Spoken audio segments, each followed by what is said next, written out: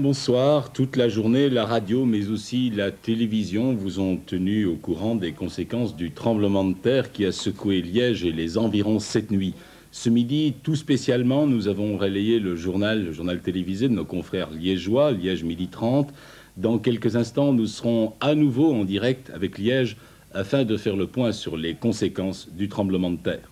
La terre a donc tremblé plusieurs fois cette nuit dans la région liégeoise. La secousse avait son épicentre à Serein.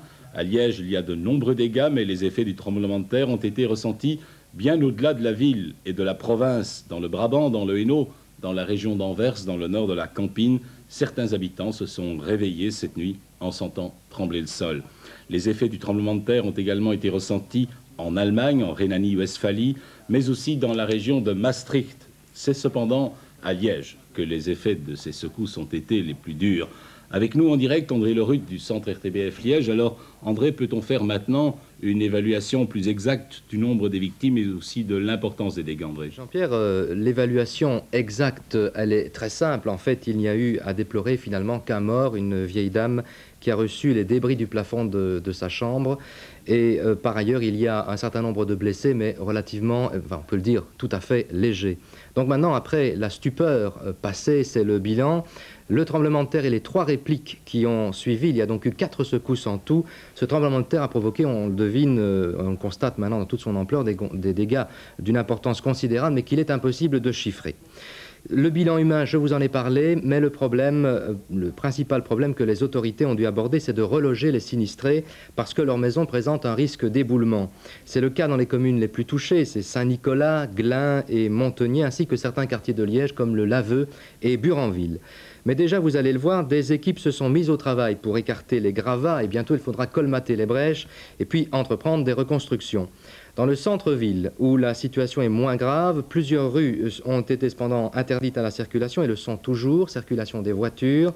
Et de toute manière, la consigne de prudence pour les piétons, c'est de ne pas longer les trottoirs, là où il y a eu des dégâts, où il risque d'y avoir encore des afaisements, mais de s'en tenir au centre des rues. Un problème d'information a surgi à l'occasion de ces circonstances. Et oui, durant la nuit, seules des radios libres émettaient. Alors prévenues par des coups de fil alarmistes, certaines d'entre elles ont diffusé des informations qui ont créé la panique, parlant de comètes, à titre d'exemple. Et cela a nécessité un rappel à l'ordre de la part des autorités judiciaires et des forces de police et de gendarmerie. Quant au dédommagement des victimes, on sait que le fonds des calamités interviendra et, promettons chez Monsieur le ministre Nothomb, rapidement. Le gouverneur de la province, de son côté, va faire en sorte de délimiter la zone qui sera considérée comme zone sinistrée. Mais beaucoup d'habitants ont dû constater que leur clause d'assurance habitation ne prévoit pas la couverture de ce genre de risque. Je vous propose maintenant quelques images avant de nous quitter, des images qui nous rappelons, cela se passe de commentaires, ces images montrent l'ampleur des...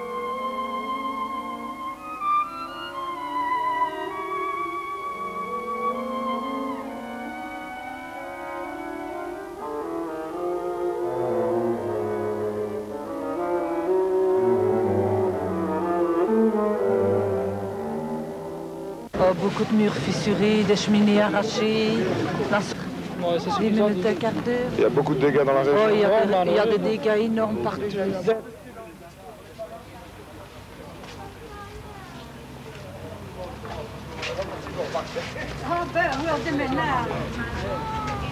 Vous partez là, vous déménagez.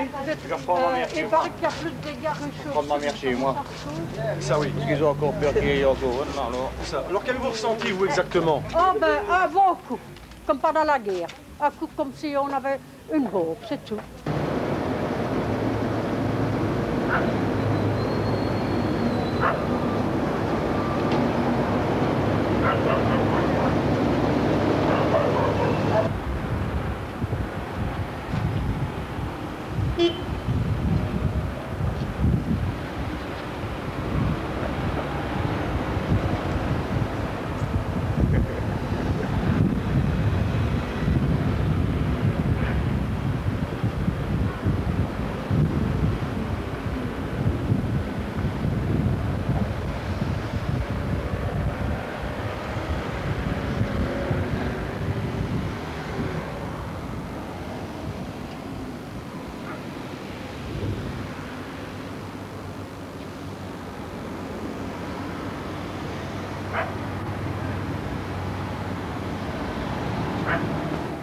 Oui, eh bien, en effet, comme disait André Lerut, ce sont des images qui se passent de commentaires. Tout ce que je peux encore vous dire, c'est de vous fixer notre prochain rendez-vous d'information pour les titres du JT à 18h30 avec de nouvelles images des effets du séisme qui a touché la région liégeoise.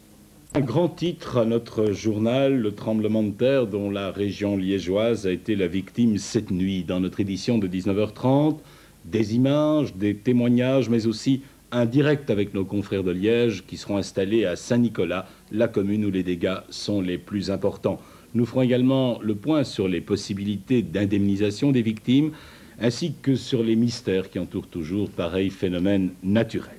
La plupart des habitants de Liège ont été éveillés cette nuit par la première secousse tellurique. Il était presque 2h moins 10. Je vous propose d'écouter le récit de Francis Beutars.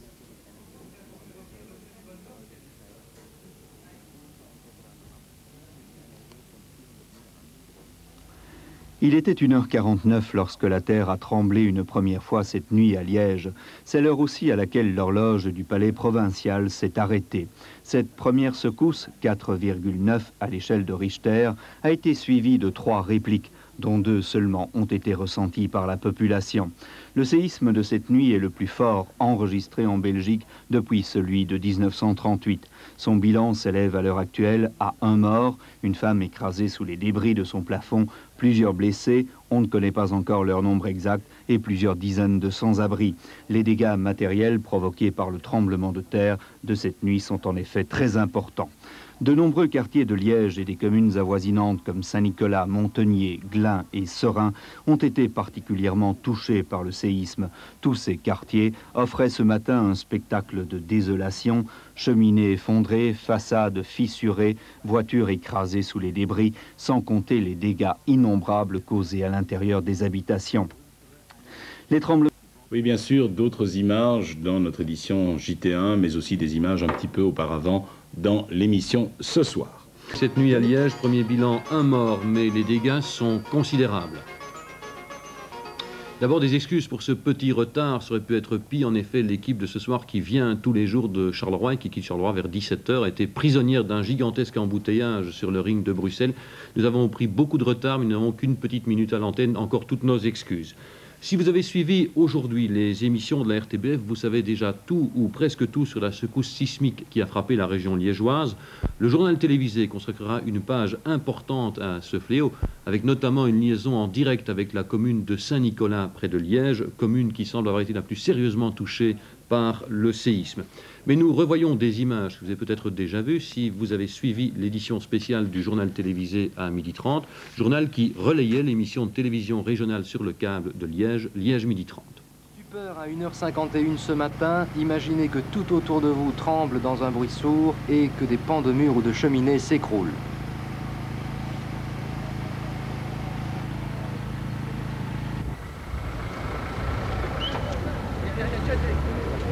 Vous êtes du quartier? Oui, de rue de Calvaire.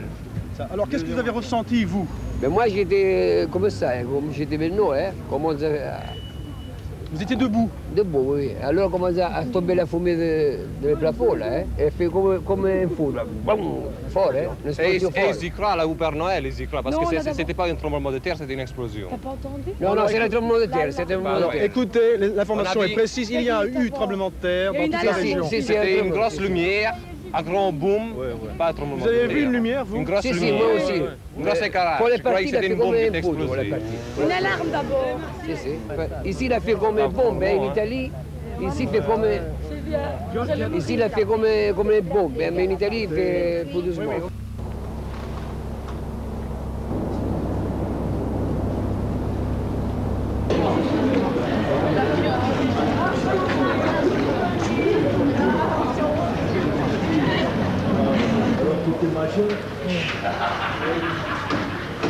J'ai lavé une. Oui, c'est un lit qui a... Oui, la maison... Oh, il commence à pleuvoir? Non, c'est le poussière. Non, on va compter. Oh, Marcel.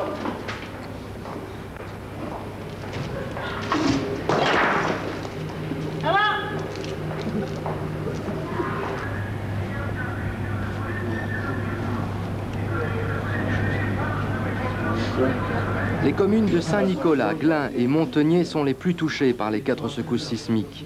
Mais dans le centre de Liège, des cheminées s'écrasent, il faut interdire... Vous savez ce qui s'est passé? Ah ben non, on ne sait rien. On nous dit que c'est un tremblement de terre, on nous dit autre chose, on ne sait plus quoi. Oh, beaucoup de murs fissurés, des cheminées arrachées, des minutes d'un quart d'heure. Il y a beaucoup de dégâts dans la région. Oh, il y a des dégâts énormes partout.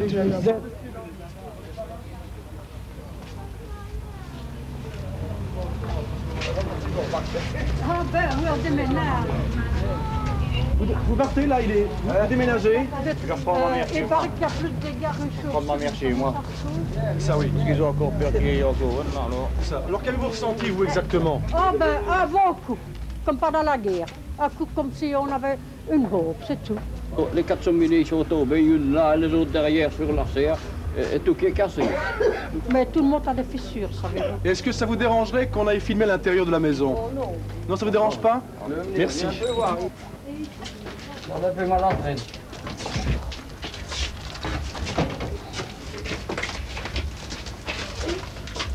Vous n'êtes plus rentré chez vous? Non.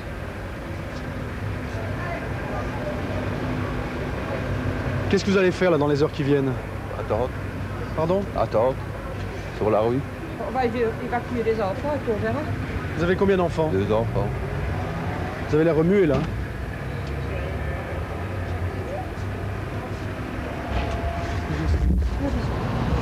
Allez, dis au revoir à maman.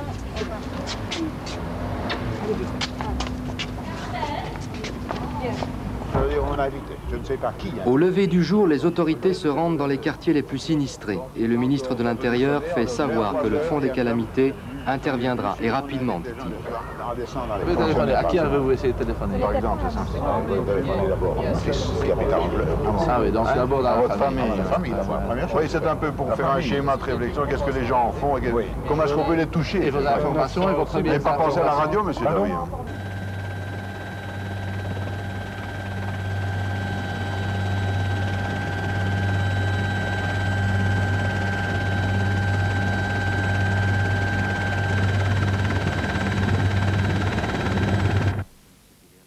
Des explications, des commentaires et, je vous le rappelle, un direct avec Saint-Nicolas-les-Lièges dans le journal télévisé.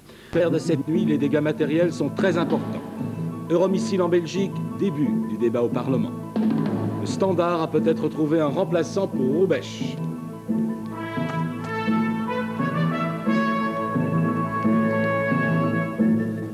Bonsoir. Un mort, des dizaines de blessés légers, des dizaines sinon des centaines de millions de dégâts.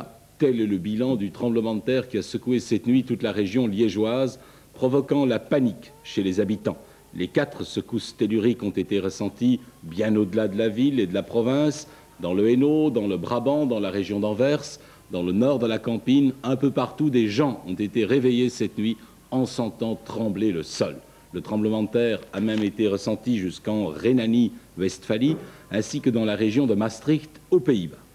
Toute la journée, nos confrères du centre RTBF Liège, sur les antennes de la radio, mais aussi de la télévision, nous ont tenus au courant des développements de la situation. Dans quelques minutes, nous serons en direct avec Liège. En attendant, voici des images recueillies cette nuit et durant la journée dans les zones les plus sinistrées, notamment les communes de Saint-Nicolas, Glun et Montenier, sur les hauteurs de Liège. Alors, les compagnies d'assurance sont-elles en mesure d'indemniser les sinistrés d'un événement comme le tremblement de terre à Liège aujourd'hui? Liège. Dans l'état actuel de la pratique des assurances en Belgique, les catastrophes naturelles et spécifiquement les tremblements de terre ne sont pas couverts par la garantie. Bien, alors, en attendant, on revient au magnéto qui était prévu. Ceci était une interview du directeur de la SMAP, une interview que vous verrez dans JT2, la SMAP, donc la compagnie d'assurance. Et nous aurons bien sûr l'occasion de reparler du problème de l'assurance et du problème de l'indemnisation dans ce journal, mais aussi, vous l'avez déjà vu un petit peu rapidement dans JT2, avec cette interview d'un des directeurs de la SMAP à Liège. Alors je pense que maintenant nous sommes en mesure de vous montrer ces images de la catastrophe qui a touché la région de Liège. C'est ancienne parfois.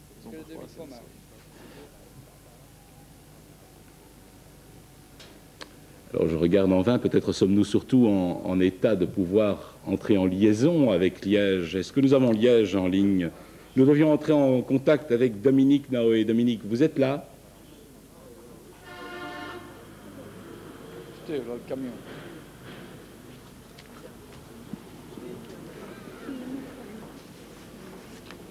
La séquence manifestement est démarrée.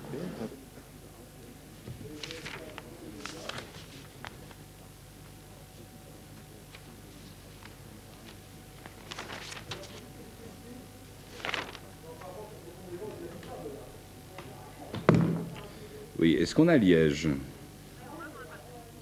Oui, mais est-ce qu'on a Liège en direct?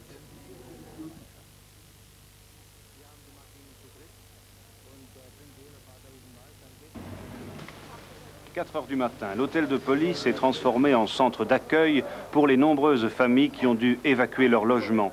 Beaucoup d'enfants, les yeux battus, de nombreux immigrés en provenance de Montenier et de Glun. Alors vous venez tous du même quartier? Oui. À Glun, la rue Andrevina. Alors votre maison est inhabitable? Ah oui, surtout celui-ci, monsieur. Votre façon de monsieur, de Dorban, devant le banc, tout a été démoli. Je considère qu'il doit être zone sinistrée. Je comprends, monsieur. Je dois être zone sinistrée. C'est pour la morale. Oui, eh bien, ces images, nous les reverrons après. Il est évident que la secousse tellurique a visiblement été ressentie un peu partout. Il est évident que dès que la première secousse a été ressentie, la panique s'est emparée de nombreux habitants de la région de Liège. Les standards téléphoniques de la police et des pompiers ont été encombrés. L'affolement des gens a aussi été encouragé par l'inconscience de certains responsables de radio locales qui ont été jusqu'à annoncer qu'un météorite s'était écrasé sur le pont de Serein. On peut mieux délimiter ce soir la région qui a été sinistrée par le tremblement de terre. C'est, vous le voyez, toute la zone de Liège, de Verviers, ainsi que celle du plateau de Herve. Mais, comme je vous le disais, ce sont surtout certaines communes de la rive gauche de la Meuse qui ont ressenti les effets des différentes secousses. Je vous propose cette fois-ci de nous rendre à Liège par l'image, afin notamment de faire le point sur l'aide que les autorités provinciales et communales ont décidé d'apporter aux sinistrés. Alors j'appelle Jean-Claude Rinda. Entendu.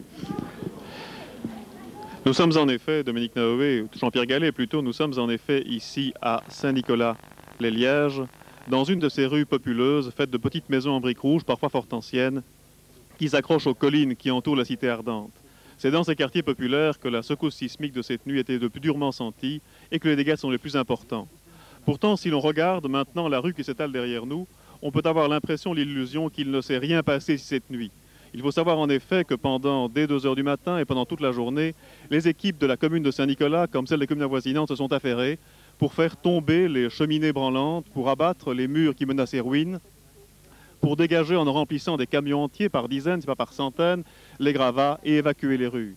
Un travail difficile, un travail pénible, mais qui a réussi à dégager l'essentiel des décombres qui s'accumulaient à la fin de la nuit dans l'ensemble des rues des quartiers populeux qui entourent la ville de Liège. Pourtant, derrière ces façades qui semblent intactes, comme on le voit, des dégâts très importants existent encore, des dégâts qui effectivement mettront sans doute des jours encore à être réparés entièrement. Près de moi ici, quelques habitants de cette rue des Bons Buveurs à Saint-Nicolas-les-Lièges. Monsieur, vous avez ressenti la secousse violemment cette nuit? Absolument, oui. Le lit s'est détaché du mur, il a avancé de 10 cm et nous avons entendu un très gros fracas. Nous sommes arrivés ici sur la rue, il y avait mon voisin direct là, qui était déjà là en train de regarder les dégâts. On se demandait ce qu'il était arrivé, vraiment. Beaucoup de dégâts chez vous? Assez bien, oui, les murs sont fissurés. Oui. Tout ce que le charbonnage est venu réparer voilà 3 ans, ils vont devoir recommencer, mais ce ne sera plus... C'est une rue dans laquelle il y avait traditionnellement d'importants dégâts miniers, n'est-ce pas? Ah oui, oui, oui. Oui. Et maintenant, comment allez-vous réparer cette fois-ci? Ah, ben en attendant que le fonds de calamité intervienne, il faudra bien qu'on répare et avancer l'argent pour réparer nous-mêmes. Votre assurance n'intervient pas? Absolument pas. Absolument. Et vous, monsieur, d'importants dégâts également? Très important, oui. Très importants dégâts, principalement à l'intérieur et comme vous pouvez le voir là-bas, au toit. Votre voiture aussi, je pense, n'est-ce pas? La voiture a été démolie. Et là, vous avez eu une bonne surprise. Heureusement, oui, c'était une très heureuse surprise. Elle a été remplacée. Votre assurance accepte de payer, mais c'est une exception, manifestement. Exactement. Oui. Mais pour le restant, je suis comme mon ami ici, je ne serai pas indemnisé. Merci. Comme nous avons la chance d'avoir parmi nous monsieur le ministre de la région wallonne et monsieur le bourgmestre. Nous allons les rejoindre à l'instant, effectivement. Ils pourront peut-être nous dire si les pouvoirs publics... Eh bien, rejoignons-les, effectivement. Rejoignons-les, effectivement. Monsieur Denet, vous êtes le bourgmestre, un des bourgmestres de cette commune de Saint-Nicolas. Quel est votre sentiment face aux tâches qui s'imposent à la commune maintenant? Eh bien, les problèmes ne sont pas simples. Très tôt ce matin, nos services communaux ont procédé, bien sûr, à l'enlèvement des détritus, ont essayé d'assurer au maximum la sécurité de la population, en donnant, bien sûr, par priorité la sécurité aux usagers de la voirie. C'était la priorité des priorités, me semble-t-il. Nous avons pu compter sur le concours de la protection civile, du service régional d'incendie et de toute une série d'organisations qui nous ont prêté bénévolement leur concours. Mais nous nous rendons compte à l'issue de cette journée que les travaux de déblayement sont particulièrement difficiles et avancent lentement. Alors nous avons certaines appréhensions quant aux jours qui vont suivre, sur le point de savoir si nous pourrons compter sur toute la collaboration qui nous est apportée actuellement. Vous avez déclaré de nombreuses maisons, plusieurs maisons de votre commune en tout cas, et de nombreuses maisons dans les communes avoisinantes, ces maisons comme étant inhabitables. Il faut reloger des gens. Vous êtes équipés pour cela? Oui. Nous ne sommes pas équipés pour cela, mais ce fut notre première préoccupation ce matin, celle d'assurer bien sûr l'hébergement des personnes sinistrées. Nous nous sommes penchés sur le problème et nous avons trouvé très rapidement des solutions. C'est alors qu'ayant été contactés par les services de l'échevinat des affaires sociales de la ville de Liège, il nous est apparu que dans l'intérêt des sinistrés, il était préférable d'essayer de trouver une solution définitive à leurs problèmes, dans la mesure où l'installation que nous pouvions leur procurer ici dans des salles communales n'était que provisoire, tandis que la solution qui nous était suggérée par la ville de Liège, en collaboration avec nous, nous permettait d'installer ces personnes dans des appartements. Il y a 240 appartements libres au bois d'Avroy, pas tellement loin d'ici, ce qui permettait à ces personnes d'attendre donc les travaux de reconstruction, de restauration de leur immeuble. Une commune comme la vôtre est équipée pour aider les gens à reconstruire leur bâtiment? Non, si vous entendez par là aider la population en leur accordant une aide matérielle, absolument pas. Nous n'avons pas les moyens financiers d'accorder des primes aux particuliers qui désirent construire, à l'image de ce qui se fait à la région wallonne. Monsieur le ministre.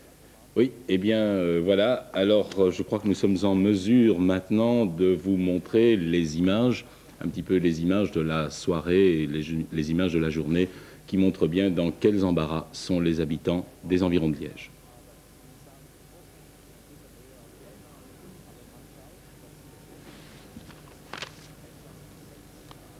Il y en aura encore 3 autres, mais moins importantes, heureusement. Et c'est le cortège des images de désolation, des maisons fissurées, des maçonneries qui se sont écroulées sur la chaussée et sur les voitures en stationnement. Une vieille dame ensevelie dans sa maison et un homme frappé d'une crise cardiaque. Et des dégâts considérables dans tout l'est de la ville de Liège et sur la commune de Saint-Nicolas. Des blessés, mais heureusement le plus souvent sans gravité, des gens commotionnés que l'on conduit en lieu sûr. Eh bien, vers 2h30, comme cela, un choc terrible, et puis un bruit en même temps. Et j'ai bien cru d'ailleurs que c'était, ça c'est idiot, mais enfin j'ai cru que c'était ma voiture qui explosait. Alors nous sommes sortis, et je me suis rendu compte des dégâts.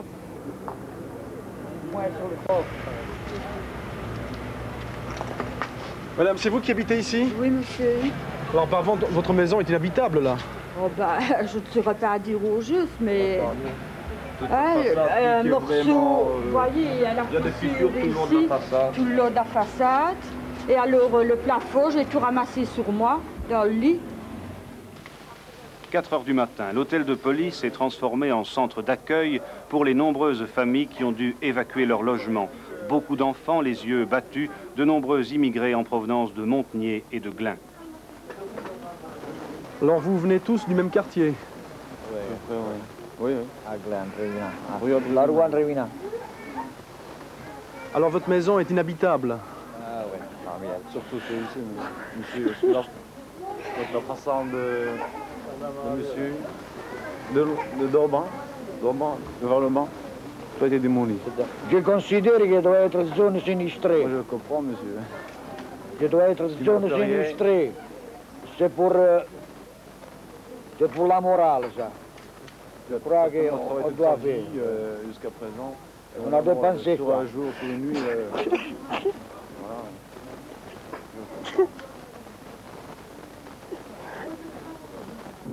Avec le jour, on mesure l'ampleur des dégâts. Ici, une entreprise de verrerie du quartier des Guillemins. Plusieurs rues restent coupées à la circulation suite aux débris qui risqueraient encore de tomber, mais on se remet au travail, on répare hâtivement. On voit ici le quartier du Laveux à Liège. Les autorités publiques se sont rendues sur les lieux, c'est maintenant le temps des bilans. Le fonds des calamités devrait pouvoir intervenir et pour le court terme, toute disposition devrait être prise pour donner aux sinistrés un toit pour la nuit qui vient.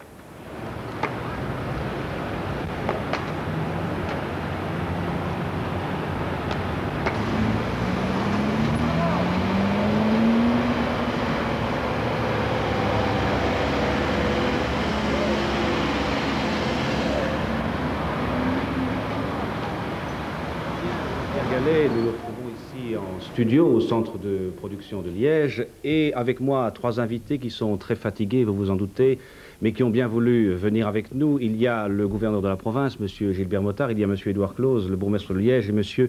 Eben Kuif, qui est inspecteur général à la protection civile. Ma première question, je la poserai au gouverneur de la province, à M. Mottard. La province coordonne l'ensemble des services d'aide à la population. C'est bien le rôle que vous avez eu aujourd'hui. Et particulièrement peut-être pour les petites communes qui n'ont pas les grosses infrastructures d'une grande ville. Oui, c'est-à-dire que nous venons au second degré, après les communes, pour essayer d'apporter ce qui leur manque. Et il manque beaucoup de choses dans des histoires de ce genre. Par exemple, et là nous avons apporté une solution facile demain, et rapide pour ce qui me concerne, c'est un manque de nacelles pour détruire, c'est un exemple évidemment, les cheminées branlantes et qui présentent danger. L'association liégeoise d'électricité va donc apporter demain 5 nacelles à la protection civile pour accélérer précisément cette destruction.